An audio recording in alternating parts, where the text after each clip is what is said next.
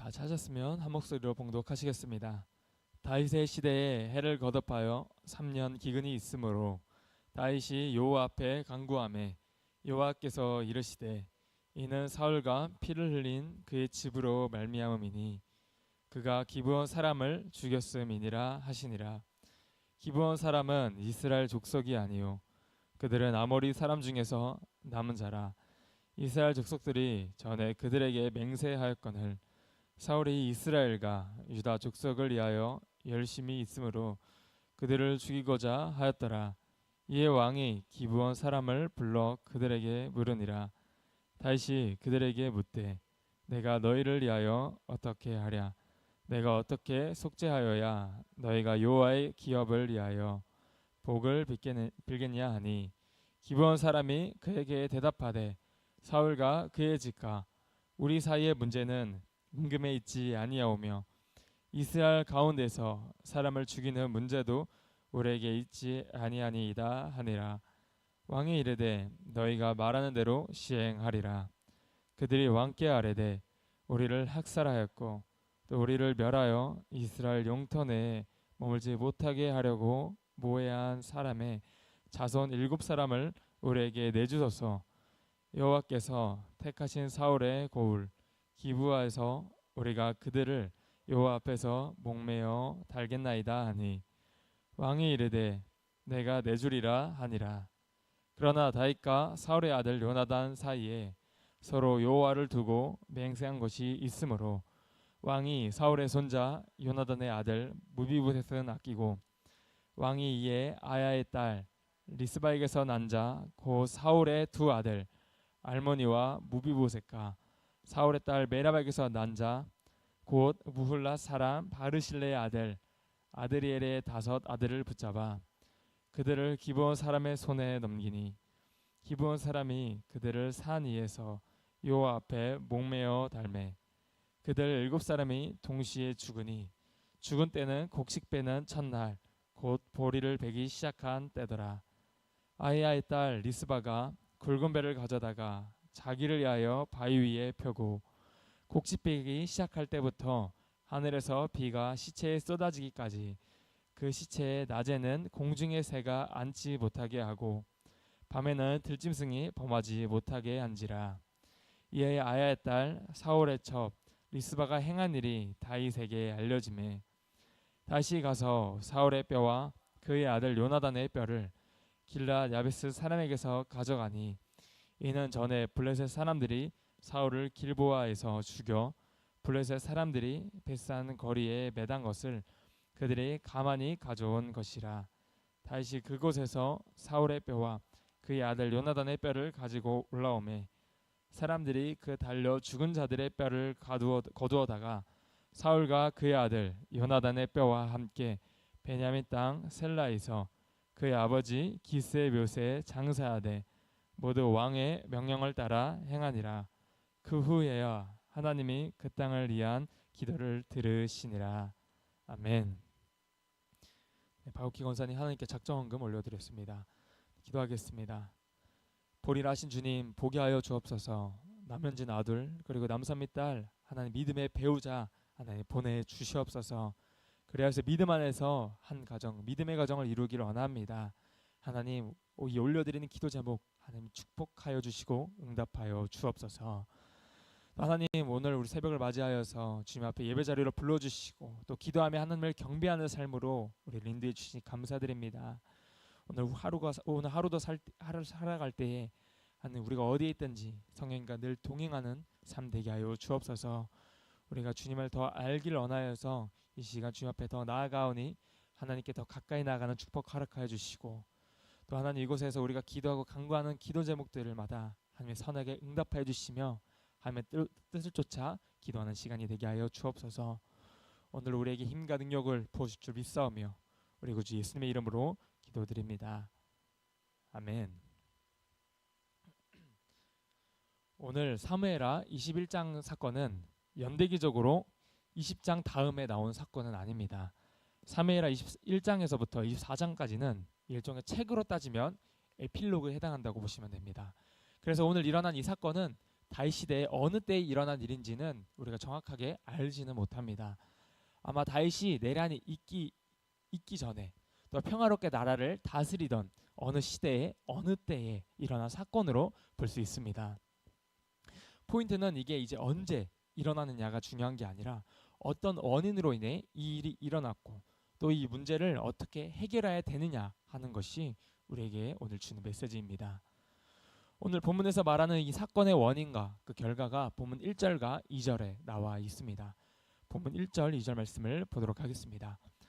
다윗의 시대에 해를 거듭하여 3년 기근이 있으므로 다윗이 여호와 앞에 간구하매 여호와께서 이르시되 이는 사울과 피를 흘린 그의 집으로 말미암음이니 그가 기브온 사람을 죽였음이니라 하시니라. 기브온 사람은 이스라엘 족속이 아니요 그들은 아모리 사람 중에서 남은 자라. 이스라엘 족속들이 전에 그들에게 맹세하였거늘 사울이 이스라엘과 유다 족속을 위하여 열심히 있으므로 그들을 죽이고자 하였더라. 이에 왕이 기브온 사람을 불러 그들에게 물으니라. 아멘. 사울이 살아있을 당시 그는 열심을 냈습니다. 사울은 이방인들 중에서도 기브온 사람을 없애기로 작정하고 그들을 학살했습니다.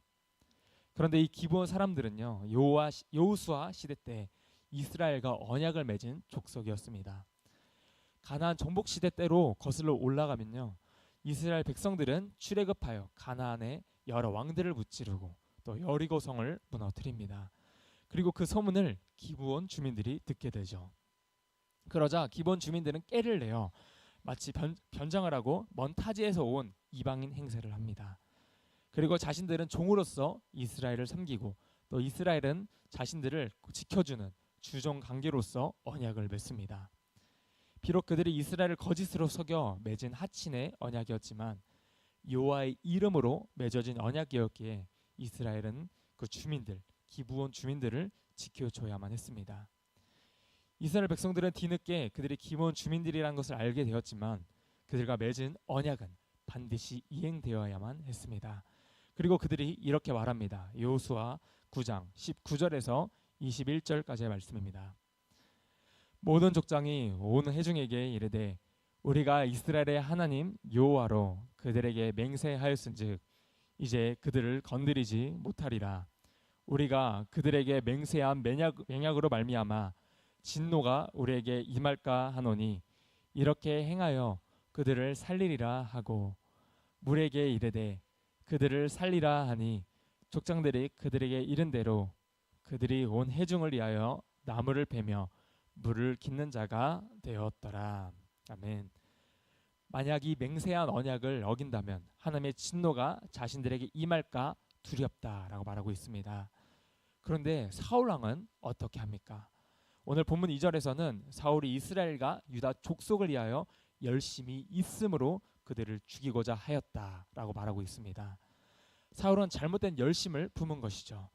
잘못된 열심으로 그 기브온 주민들을 죽여버립니다. 열심보다 더 중요한 것은 바로 진리를 지키는 것입니다. 아무리 하나님을 향한 열심이 많고 또 내가 능력이 뛰어나고 강하고 풍족해도 진리보다는 앞설 수 없는 것입니다. 그러나 여기서 나와 있는 이 사울의 열심은 진리보다 앞서 나갔습니다. 사울은 자기 민족과 백성들을 이해한다는 명목으로 진리를 거스르는 행동을 한 것입니다. 결국 하나님의 진리를 떠나서 하나님의 진리를 거스르는 이 열심은 사람을 망하게 만듭니다. 그리고 사람을 힘들게 합니다. 우리에게도 그런 일이 충분히 있을 수 있습니다. 열심히 사는 것 중요합니다. 그리고 뭐든지 열심히 하는 것도 보기 좋은 일입니다. 그런데 문제는 진리가 아닌 것에 잘못된 열심을 품고 또 열심을 낸다면 그리고 또 그 마음속에 무언가 아직 해결되지 아니한 채로 열심을 내고 있다면 오늘 21장에 나와 있는 사건에 비추어서 우리가 한번 생각해 볼 필요가 있습니다. 오늘 사울의 잘못된 열심 때문에 이스라엘 땅에는 기근, 3년 동안 기근이 생기게 됩니다. 이 사건을 통해 하나님께서 우리에게 말씀하시는 것은 하나님은 언제나 우리를 보고 계시다는 것입니다.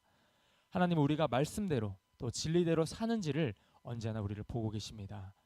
그리고 그 진리에 벗어나 잘못된 그 일에 대하여 하나님께서 반드시 책임을 물으신다는 것을 오늘 말씀을 통해 보여주고 계십니다. 우리를 언제나 감찰하시는 하나님 앞에 우리는 겸비하고 겸손해야 되며 어떨 때는 두려운 마음을 가지고 임할 필요가 있습니다. 다윗은 이제 계속되는 가뭄으로 인해 하나님께 간구합니다. 하나님, 어떻게 하면 되겠습니까? 이 기근은 무엇 때문에 이렇게 일어난 것입니까? 그러자 하나님께서 말씀하십니다. 이러이러한 것 때문에 그렇다. 그리고 다윗이 기브온 주민들을 불러 뵙습니다. 내가 너에게 어떻게 보상하면 너희가 여호와의 기업을 위하여 속죄하고 복을 빌어 주겠느냐? 그러자 기브온 주민들의 대답은 이것은 돈으로 해결될 문제가 아닙니다. 생명은 생명으로밖에 해결이 안 됩니다. 그러면서 이렇게 말합니다. 본문 5절과 6절 말씀입니다. 그들이 왕께 아뢰되 우리를 학살하였고 또 우리를 멸하여 이스라엘 영토 내에 머물지 못하게 하려고 모해한 사람의 자손 7사람을 우리에게 내주소서. 여호와께서 택하신 사울의 고을 기브아에서 우리가 그들을 여호와 앞에서 목매어 달겠나이다 하니 왕이 이르되 내가 내주리라 하니라. 아멘.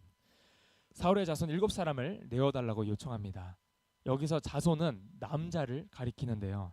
그렇게 다윗은 사울의 자손 중 남자 7명을 선별하여 기브온 주민들에게 내어줍니다. 이제 사울의 자손을 내어받은 기브온 주민들은 사울의 아들들과 손자들을 목매달아 죽입니다.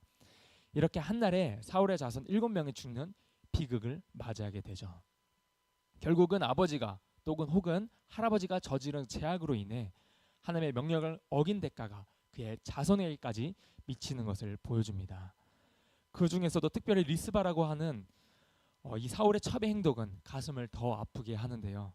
그녀는 그 시체 옆에 별을 베기 시작한 때부터 하늘에서 첫 비가 내리는 때까지 그 시체를 지켰습니다. 별을 베기 시작한 때부터 첫 비가 오는 때까지를 겨울수로 따지면 짧게는 1개월 그리고 길게는 6개월 동안이나 그 시체를 떠나지 않고 지켰다는 것입니다. 곰곰이 생각을 해보시면요, 이거는 사람이 할 짓이 못 됩니다. 이 리스바라는 첩은 그 시체들을 지키면서 이 시체 썩는 냄새도 계속 맡았을 것입니다. 또한 자식의 시체가 날이 갈수록 썩어가는 것도 눈으로 마주해야만 했습니다. 그리고 밤낮으로는 들짐승이 그 시체를 파먹지 못하도록 지켰습니다. 그 소식을 뒤늦게 접한 다윗은 이런 조치를 취합니다. 본문 11절에서 14절까지의 말씀입니다. 이에 아야의 딸 사울의 첩 리스바가 행한 일이 다윗에게 알려지매 다윗이 가서 사울의 뼈와 그의 아들 요나단의 뼈를 길르앗 야베스 사람에게서 가져가니 이는 전에 블레셋 사람들이 사울을 길보아에서 죽여 블레셋 사람들이 벳산 거리에서 매단 것을 그들이 가만히 가져온 것이라. 다윗이 그곳에서 사울의 뼈와 그의 아들 요나단의 뼈를 가지고 올라오매 사람들이 그 달려 죽은 자들의 뼈를 거두어다가 사울과 그의 아들 요나단의 뼈와 함께 베냐민 땅 셀라에서 그의 아버지 기스의 묘에 장사하되 모두 왕의 명령을 따라 행하니라. 그 후에야 하나님이 그 땅을 위한 기도를 들으시니라. 아멘. 오랜 시간이 지나면서 다 부패되고 썩어서 이제 뼈만 남게 되었습니다. 그리고 그 뼈를 가져다가 그의 조상의 묘에 같이 장사를 해줍니다. 그리고 나서 맨 마지막 구절에 중요한 한마디가 나옵니다. 뭐라고 나와 있습니까? 그 후에야 하나님이 그 땅을 위한 기도를 들으시니라. 아멘. 아주 중요한 메시지입니다. 그리고 이 메시지는 우리가 엄중하고 또 두려운 마음으로 드려야 할 메시지이기도 합니다. 그것은 너희는 나를 만유리 여기지 말라는 하나님의 메시지입니다. 바로 하나님을 경홀히 여기는 이 모든 행위는 그 일을 행할 때는 별거 아닌 것처럼 보입니다. 그런 일을 행할 때는 하나님이 눈에 잘 들어오지 않습니다. 그리고 어떻게 생각하면 이 정도쯤은 하나님이 용서해 주시겠지라고 생각할 수도 있습니다. 그러나 그것은 우리의 착각입니다. 우리가 그리스도인이지만 우리가 하나님을 대하는 태도에 있어서 함부로 말하거나 함부로 대우하거나 또 우리 마음대로 판단하고 결정해서 이 정도는 하나님이 알아서 해주시겠지, 용서해 주시겠지 착각하면 안 됩니다. 그런데 그 용서는 또한 우리가 마음대로 결정할 수 있는 것도 아닌 것입니다. 물론 우리는 이미 십자가에서 죽으시고 부활하신 예수님으로 인해 우리의 죄를 고백하고 자백하고, 또 주님, 제가 이런 죄를 저질렀습니다. 제가 이런 죄인입니다. 주님, 저를 불쌍히 여겨주세요. 이런 기도를 할 수 있습니다. 그리고 우리가 진정으로 회개하고 고백할 때에 하나님의 은혜와 긍휼로 우리의 죄를 씻어주시고 다시 회복시켜 주십니다. 그러나 동시에 오늘 본문에 나온 것처럼 우리가 또한 그만한 대가를 지불할 수도 있다는 것입니다. 이런 어려운 상황들과 또 하나님을 경홀히 여겼던 과거의 삶에 대해서도 충분히 우리가 돌아볼 필요가 있습니다. 그리고 하나님께 용서를 구하는 자세가 필요하고, 이제는 우리가 새로운 삶의 결단과 방향 전환도 필요하다는 것을 오늘 우리에게 말씀해 주고 계십니다. 우리가 회개하고 다시 과거의 삶을 살던 그 과거의 길로 돌아가면 안 되지 않습니까? 과거에는 내가 몰라서 그랬을 수도 있습니다. 또는 하나님의 말씀이 얼마나 소중한지 몰라서, 또 하나님이 얼마나 크시고 위대한 분이신지를 잘 모르고 무지하게 함부로 행할 수도 있었을 것입니다. 그러나 우리가 이제는 성숙한 신앙인이라면 이제는 우리가 조금 더 달라진 삶을 살아야 하지 않겠습니까? 그래서 우리의 영적인 삶이 하나님과의 교통하는 삶으로, 그 깊은 교통의 삶으로 바꾸어지기를 소망합니다. 우리의 기도가 막혀서 또 여러 가지의 기도의 응답이 되지 않을 때 우리는 그 원인을 여러 가운데서 찾을 수 있습니다. 기도의 응답이 안 될 때는 하나님께서 아직 기다리라고 하시는 사인일 수도 있습니다. 그러나 계속해서 그 기도 응답이 오지 않을 때는 우리의 삶을 돌이켜볼 필요가 있습니다. 만약 그것이 우리의 죄의 문제라면, 우리가 아직 하나님과의 관계에서 무언가 막고 있는 문제가 있다면 그 문제가 해결되기 전에는 기도 응답이 되지 않을 수도 있습니다. 반드시 그 기도 응답을 막고 있는 그 방해 요소를 제거해야 하는 것이죠. 오늘의 이야기는 바로 그것을 우리에게 전해주고 있습니다. 하나님의 나라에는 하나님의 정해진 질서와 규칙이 있습니다. 진리를 떠나 잘못된 열심은 하나님과 우리 사이를 멀어지게 할 뿐입니다. 사울은 진리를 떠난 이 잘못된 열심으로 자신뿐만 아니라 그 후손들까지 축복의 통로가 막혀 버렸습니다. 오히려 죽음의 그늘이 그들을 덮쳤습니다. 우리 하나님이 정하신 그 질서, 그 진리에 순응하며 따라가는 자들이 되기를 바랍니다. 예수님께서도 하나님과의 막혀있는 그 관계의 문제, 또 죄의 문제를 해결하기 위해 십자가에서 죽으셨습니다. 이제는 우리가 왕같은 제사장으로서 그 역할을 감당해야 하는 것입니다.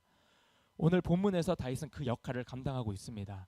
사울의 범죄로 이스라엘에 3년 동안 가뭄이 찾았을 때 이때 다윗이 나서서 중재자로서 그 막혀있는 문제를 해결하려 나섭니다. 그리고 하나님께서 은혜의 비를 내려주십니다. 비로소 이스라엘에는 기도의 응답이 이루어지게 된 것이죠. 이처럼 다윗도 그 막혀있는 문제를 중간에서 해결하는 역할을 감당합니다. 우리도 마찬가지입니다. 우리의 기도가 응답되기 위해서는 하나님과의 관계에 있어 막혀있는 것이 없어야 됩니다. 하나님과 우리가 친밀하게 연결되어 있어야 기도의 응답이 이루어지는 것이죠.